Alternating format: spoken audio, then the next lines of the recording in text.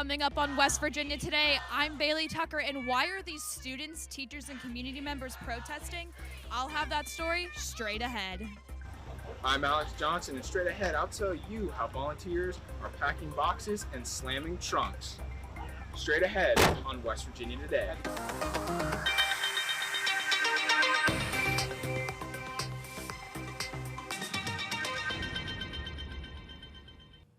Monongalia County Board of Education recently had a meeting about banning pride flags in classrooms, leaving some people frustrated and worried for the future. I'm Bailey Tucker. And I'm Sean McAllister.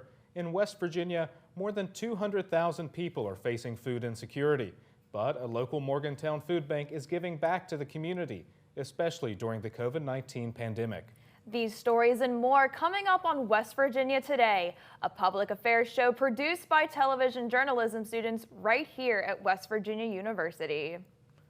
The pandemic has been a time of regression for LGBTQ rights. In fact, many people do not know that 73 countries criminalize LGBTQ people for being who they are. And 12 countries still impose the death penalty as punishment for private, consensual, same-sex sexual activity. Even in countries where LGBTQ rights are guaranteed, these minorities are targeted and victimized, especially in times of outbreaks and pandemics. And that is exactly why some Morgantown residents are protesting a recent decision in Mon County schools. I got an inside look along with photojournalist Maya Lance about how the ban is affecting residents and students.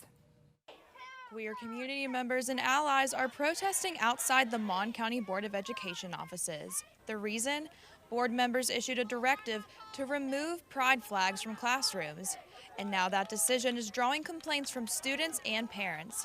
And mother and gay activist Danny Ludwig has a message for the BOE members. It's fascism. I think that students should be able to be who they want to be. I'm a person that went to school in West Virginia and wasn't accepted by my parents, but I found acceptance in school. And kids today should be able to do that. That was 20 years ago. And some students are also speaking out about the message these leaders are sending to an underrepresented population. For seniors Sam Hunley and Paige Korob, the removal of the pride flag in Mon County classrooms symbolizes that the LGBTQ students do not have a place of belonging among their peers. It's really upsetting and it's really hurtful, and it means a lot to a lot of people, and I don't think that a lot of people thought about that when the decision was made. Yeah, and I mean, to us, we had that as a safe space, and the people that had them up, we knew that we were always going to be protected by them, and I know a lot of other students and kids did as well, and to have them taken down felt like they were taking away our protection and our ability to be ourselves. There are nearly 11,000 LGBTQ youth in the Mountain State. Experts say that number's higher, but some are afraid to come out for fear of discrimination and harassment. And as you can see behind me, these community members want the BOE members to know that the removal of pride flags in the classrooms is another form of discrimination. Yo means out! And for Morgantown Pride Board member Alex Miller, the decision to protest today was an easy one. My message is that every identity is a valid identity, and you can't politicize who a person is. So, I mean, please put the flags back up. Mon County BOE banned pride flags in classrooms, stating claims of politics. But even middle school teacher Brooke Adams says that statement has no place in the classrooms. I'm a social studies teacher, so I am acutely aware that we are living in a hyper-partisan society. But that pride symbol does not belong to Democrats or Republicans or liberals or conservatives. It belongs to that community. Findings from this 2019 National School Climate Survey demonstrate that West Virginia schools were not safe for most lesbian, gay, bisexual, transgender, and queer students.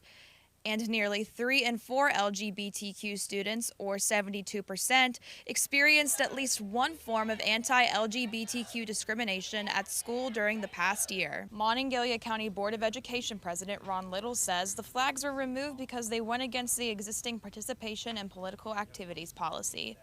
Little refused to comment on the decision at the recent BOE meeting, but Little previously cited Monongalia County Schools Policy 3231.01 as the reason for the removal, and here's an excerpt of the policy. Non-school related activities, including political activities, do not contribute to a positive learning climate and may be disruptive, divisive, and distracting.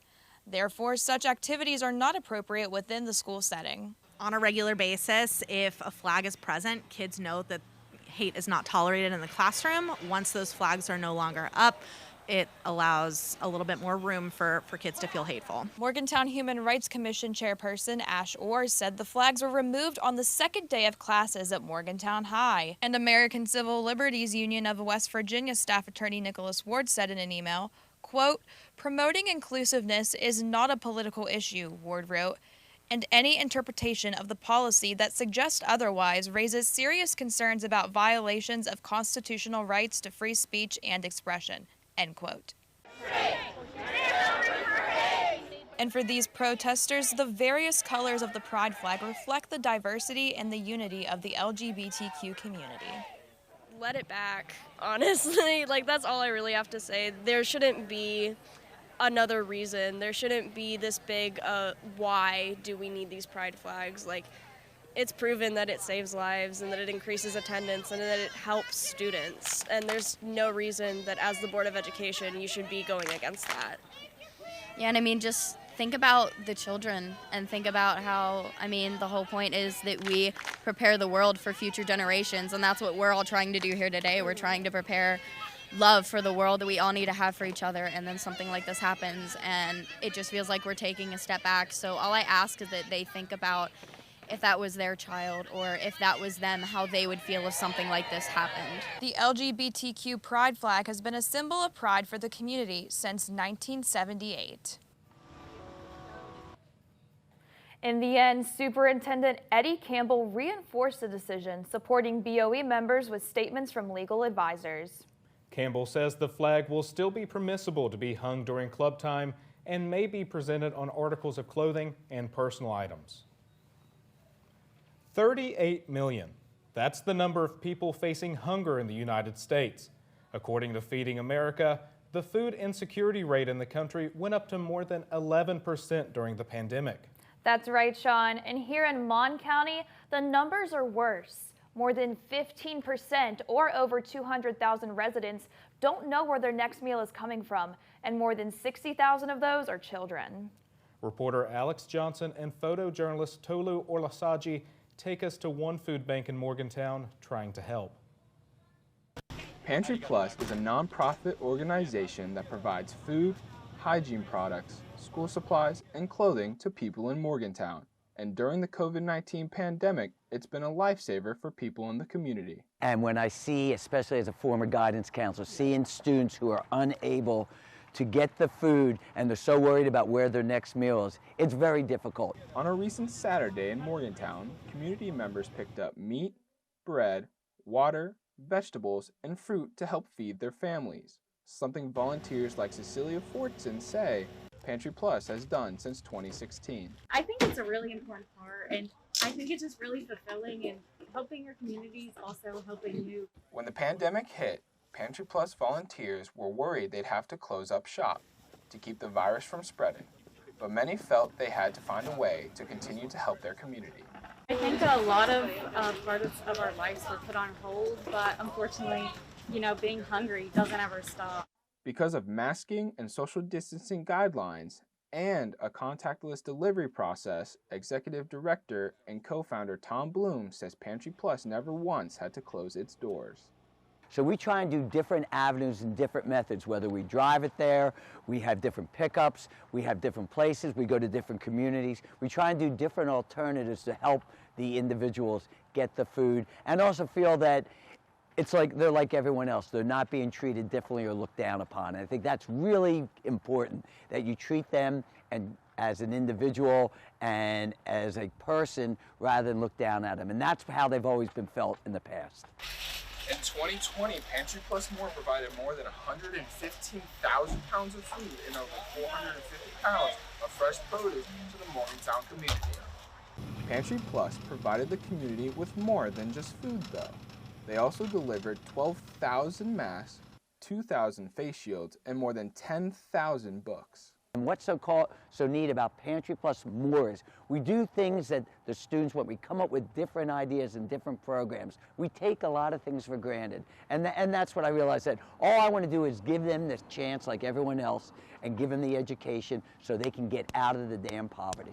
Even as COVID cases have declined in Mon County, Bloom says the work they're doing is still more important than ever. For West Virginia Today, I'm Alex Johnson in Morgantown. At one point during the height of the pandemic, 6.2 million people did not work because their employers closed or cut their hours. But in Fairmont, one florist found a way to not only survive during the pandemic, but thrive. Reporter Laura Bonatesta and photojournalist Emily Kessler explain. For Sherry Bennett, COVID-19 was a time for new beginnings. She was a stay-at-home mom for years until May of 2020 when she saw a need in her community and she answered the call. During the pandemic, you can't get anything. Like, no shops were open, everybody was closing, you couldn't go in. All that good, fun stuff we didn't want to happen. And someone really needed flowers for their parents' funeral. And they were pleading on Facebook, and it broke my heart. And I decided, okay, I'm going to figure out how to get what these people need. When Bennett first opened Classic Creations, she didn't know if the business would survive. But with the help of her family, she took it one step at a time. Some days you wondered why you were sitting here. Nobody knows you're here. Not a lot of people know you're here. And it was very scary. I was wondering myself if I was going to make it, but I wasn't giving up. During the early pandemic, Classic Creations helped people escape the house and send their loved ones flowers to let them know they cared. But even though the opening of Classic Creations was a success, many other small businesses weren't as lucky. In a census survey, 60% of small businesses reported that COVID had a negative impact on their business, and less than 10% reported a positive impact. Because people still wanted their friends to know, hey, I'm still thinking about you. I miss you, I miss talking to you, I miss visiting. Carrie White, the executive director of West Virginia University's Launch Lab and a professor of entrepreneurship, says no one knew what to expect for small businesses like Bennett's when the pandemic struck. In the early days of the pandemic, I don't think any of us could have even realized how long it was going to last and that we were all going to be shut down and locked in our homes, and how quickly every business was going to have to adapt, right? And adjust the way they do typical businesses. And I think, it was the ones who were able to, look at it and say, we can offer our products and services to people in a different way and be compassionate and communicate with people, were the ones who I think did well. White says the businesses that did well were compassionate and in touch with their customers' needs. I think that it's true for any businesses, not just during the pandemic, but also, in running any type of a small business, you have to be flexible. I think that's the biggest thing that we learned from the pandemic in businesses that opened is you have to understand what's going on in the environment and know what's going on with your customers. And if you're in contact and communication with your customers, then you can adapt pretty quickly because you know what's going on with them. I think some of the businesses that didn't do well maybe were out of touch with their customers. They didn't realize what people were going through. They didn't realize what people needed. And by the time, they learned that, it was too late. Bennett says her shop was a place that people felt safe even during the pandemic because they knew it wouldn't be crowded and they knew it would be clean. People knew that they could come here. It was constantly bleaching and sanitizing. I don't care if I had one person. This is what we have to do, and I want to be open and I want to be here. By opening her shop, Bennett brought something new to downtown Fairmont, and she hopes now that more people will do the same. For West Virginia Today, I'm Laura Bonatesta in Fairmont. Thanks, Laura, for that report. I also feel that fresh flowers make people smile. I agree, Bailey. Well, coming up after the break, we'll take you to a comic book store where the owner says the loss of his wife during the pandemic changed the face of his business. I'm Sean McAllister, and coming straight ahead on West Virginia Today, I'll tell you why I'm covered in the colors of the rainbow. You won't want to miss my story. Stay tuned.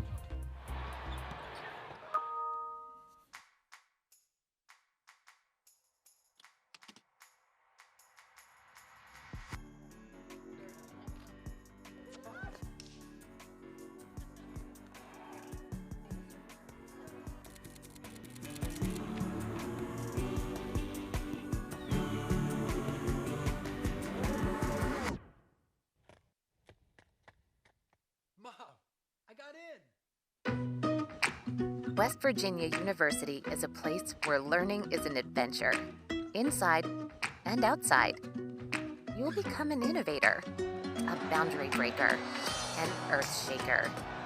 Choose your circle from 30,000 fellow mountaineers, and choose your path from hundreds of majors and minors. In a community that feels small, and you'll use this to get to class. You'll have room to find your people, your passions, and your purpose.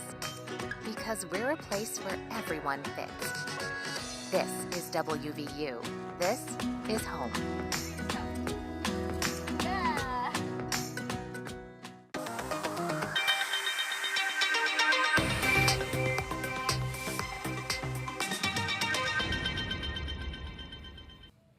While millions of Americans across the globe has died as a direct result of COVID, millions more have died in deaths linked indirectly to COVID-19. Reporter Christian Crone and photojournalist Benjamin Powell provide team coverage to bring us a story of one man's journey in remembering a life lost during the pandemic. It's a weekday morning, and John Hayes is opening his comic book shop in Fairmont. And while he is surrounded by the things he enjoys most, comic books, it's bittersweet because who he loves most is no longer with him. Julie just passed away in her sleep. She had a hypertensive cardiovascular disease, which is a thickening of the walls of the heart, which is nothing that shows up as anything unless you happen onto it or you're having some kind of light issues with something else and they happen to do some heart checking. So it's something from what I read afterwards that that goes largely uncaught, and it just does what really happened to her, is your heart just stops. From January 1st of 2020 to December 31st of 2021, 14.9 million people passed away due to unrelated COVID issues. John's wife, Julie, was one of them. John struggled during the pandemic when he suddenly lost his wife. This store and these comic books brought him comfort because Julie spent so much of her time running their store, and the memories between them run deep. So I took over the store back in October, I think it was, it would have been September, October sometime of 2010. So Julie ran the store. I worked day job as an engineer. So her and her mom was living with us at the time, ran Fairmont. So what she meant was she was the heart of Fairmont. She was the core of Fairmont. Everybody got to see her smiling face because that's what most people remember as her good nature, her smile. Earlier today, one of the customers started tearing up talking about Julie, saying how much she missed her, how much she missed getting a midnight text from her that just tells you how much we are connected, our customers of our cats or some random thing. And she said how she just missed talking to Julie. Another friend of ours literally had called a couple times here because Julie's voice is on the answer machine just to hear her voice. Thank you for calling Comic Paradise Plus. Sorry that we're unable to get to your call right now. Our current hours are Wednesday 12 to 6 p.m., Friday 12 to 5 p.m., and Saturday 12 to 3 p.m. We appreciate your business and have a nice day. Thank you. This year marks the 40th anniversary of Comic Paradise Plus and the 12th year of John owning the shop. He details a past event in which the community came out to Milan Park to honor his wife, Julie. I thought about having the convention last year, and so I put an email out, but I ultimately decided not to, and I told everybody, I'm like, I can't handle this without Julie this year. So I made sure I put up, a few posters of what I did as her obituary, which was hard to do, but I felt like it captured who she was, and I wanted everybody to be able to look at that and see that, know that she was there with us in some form of a spirit. One of my friends gave me, people are doing those candles now with some kind of photos and things on it, and one of my friends gave me one that said, Julie, the patron saint of cons, and boy, did that make me cry at the convention, because of course she pulled it out, during day one, I think it was, and so Julie running the front, it was something else for me to take over that, but we wanted to make sure that people knew that a large part of the convention was no longer with us, but we would carry on. John has been running the store since Julie died. He says being in this space makes him feel closer to her, and being in the store reminds him of their life together. Not more than a couple weeks before she passed, I just remember grabbing me and hugging me and saying she thanked me for putting up with her craziness of her life. And I just laughed and said, I don't know what you're talking about. I'm the one that brings in all the craziness here. Yeah, it was just Julie and everything. She's everything. And judging by the letters and emails John received following Julie's death, she was also everything to many others in the community. For West Virginia Today, I'm Christian Crone in Fairmont. It's a weekday morning. Sean, are you a summer person or are you a fall person? Personally, I'm a fall person because I love the cold weather and I love football season. Me too, Bailey. And speaking of fall, a native fruit in our area is finally in season. And Carly Miner joins us now in the studio to explain. Carly? Thanks, Sean. Bailey. $1.6 billion. That is the expected total economic impact from festivals this year, which is more than it's been in over a year due to the pandemic. I went to one local festival with photojournalist Blake Bowers and Braden Guillory, and I have this report. The celebration of Appalachia's one-of-a-kind fruit is back. Volunteers at WVU's Core Arboretum handed out more than 900 samples in the first 2 hours. They actually ran out of pawpaws, a big change from last year during the height of the pandemic. Yeah, last year was strange. Yeah, it's a lot of people came out for it, but everybody was in masks, and even though we were outside, and I get that. We were being careful too. We were a little nervous about doing it last year also, but it's so worth it. Marion Olinger is the festival chef in residence and will put pawpaws in just about any recipe, even this bread pudding, if that means he can induce people to try it for the first time. People say they taste like a combination between a banana, a mango, and pineapple. And I agree.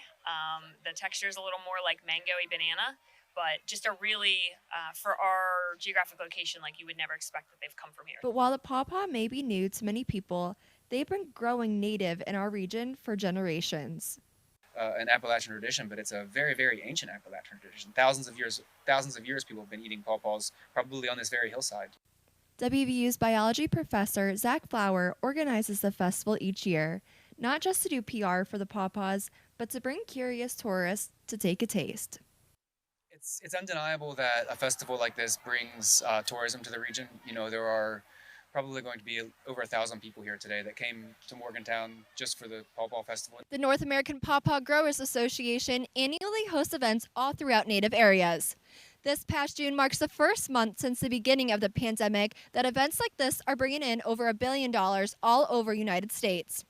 Because the fruit ripens between late August to mid-October, marks this month the ripest of them all. The Pawpaw Festival is just one of many happening all over West Virginia. And the loss of festivals during the pandemic had a negative impact on cities like Morgantown that depended on tourism. Susan Riddle, president and CEO of Visit Mountaineer Country Convention and Visitors Bureau, calls Morgantown an events-driven destination. Whether it be in hotels, restaurants, retail shopping, it could be grocery store, it could be gasoline, all those kinds of things, the daily spend of an individual that's here in our community, all contribute to our local tourism economy. As the pandemic winds down and festivals are again growing, the plan is to grow the Pawpaw festivals in the years ahead. Zach and I have had conversations about finding ways to make this bigger. I'd like to be involved with this becoming something huge. So the Pawpaw Festival in Athens, Ohio brings in 20,000 people. How cool would that be? A bright future for the fruit and the festival, part of what makes West Virginia's heritage and culture so unique. So after a 2-year hiatus, experts say it looks like concerts, festivals, and other big events are expected to return to their pre-pandemic glory. Bailey, Sean, back to you. Thanks, Carly, for that report. After almost 2 years spent at home, many people are more than ready to attend their favorite big events. And so far, Sean, it looks like many people are doing their best to make up for the lost time. They are, Bailey. I recently attended an Indian festival called the Festival of Colors in Moundsville, West Virginia, with photojournalist Chase Hugert. call this festival the happiest festival in the world. The Festival of Colors is inspired by the Indian cultural festival of Holi, which has been practiced for thousands of years, and after a 2-year hiatus, the Festival of Colors returns this fall at the Palace of Gold in Moundsville. And for Preeti Das, who is from Columbus, Ohio, says she traveled over 150 miles to attend this festival to celebrate events opening back up after 2 years of waiting. It was really hard just staying home, not being able to socialize and like do any sports or anything like that. So it was difficult, and for everyone around the world, they had to, do their jobs from home and all. So it did cause a huge problem for everyone. But now that everything is slowly opening back up, I do see everyone slowly communicating with each other. I think this is amazing because now everyone can experience what they did in the past. And Das isn't the only one who has a reason to celebrate. Research shows that loneliness increased by as much as 30% during the pandemic, and emotional distress tripled. Considering this festival is known for celebrating the world coming out of a darkness into the light, the timing couldn't be more appropriate. I'm like a nature person, so it was kind of hard, and we live in a city and we have a lockdown. So it feels kind of nice to just get back with people. My son is a pandemic baby. For a minute, he had problems socializing and stuff, getting out there. He wasn't used to it. He used to being home. What makes this festival unique is its focus on joy, peace, and natural beauty.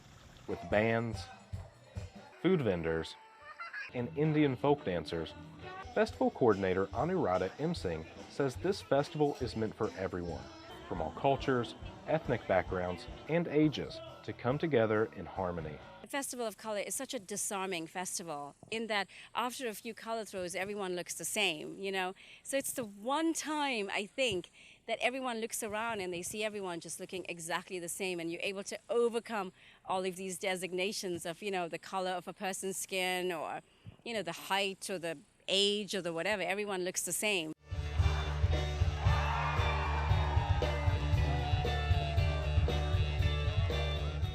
In India, the Festival of Colors announces the arrival of spring and the passing of winter. But here in America, the spring observance is held in the fall of each year in cities across the United States because the spring months are still too cold in North America for festivities. The idea behind this festival is for people to bury their problems and throw their worries to the winds by throwing colors of the rainbow to elicit feelings of happiness and harmony. Young and old alike are covered in colors of red, green, yellow, blue, pink, and more. But this tradition, known as color throwing, done at the top of every hour at this festival, is only one part of the all-day celebration. She came for the food, I came for the social environment, and they came for the colors. They love making messes. This music and this dance, that's really great. Actually, we don't have that. We don't really get that opportunity too much, and it is really nice. And I bought this plant. I didn't expect that. I really love plants, music, dance, and color. It's no wonder many festival goers say the Palace of Gold is mesmerizing. It has an award-winning rose garden and scenic mountain views. Festival officials say this palace is the centerpiece of the festival and represents peace and history.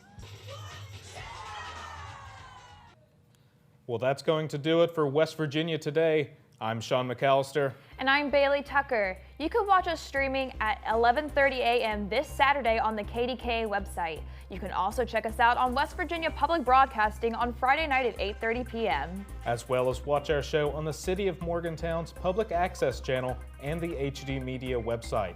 Thanks for watching West Virginia Today.